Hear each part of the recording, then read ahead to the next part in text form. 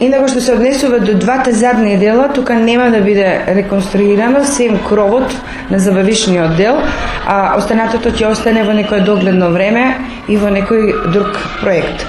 Што искрено ми е жал, бидејќи таму ни учат најмалите, најубавите, најпаметните, првачињата и вторачињата.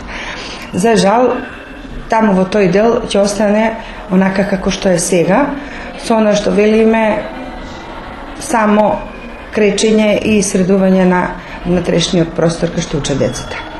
Кога ќе се вршат тие работи?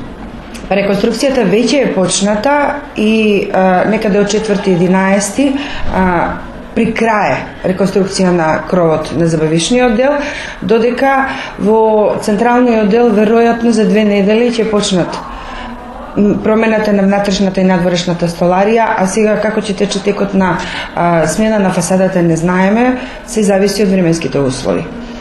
Инаку што се однесува до Основно училиште Браќа Милодиновци, ова не е единствено нешто кое се гради.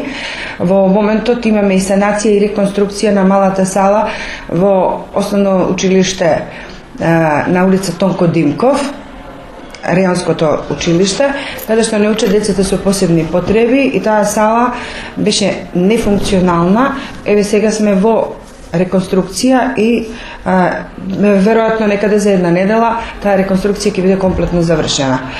Исто така имаме и проект кој го работиме со USAID, кој завршува 2015 година, значи ќе трае уште 1 година, година и пол, и тука некаде имаме донација од $30,000 кои планираме заедно со локалната самоуправа да ги употребиме во реконструкција на Соколана, односно подрачното Реонското училиште на Браќа Милодиновци во Соколана, и тоа е пред се реконструкција на надворешната столарија, бидејќи таа е тотално распадната.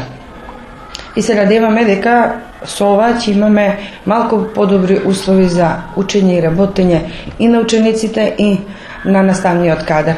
Но од друга страна и дека градот ќе добие сосема друг лик со новата фасада на Основно училиште Браќа Милодиновци.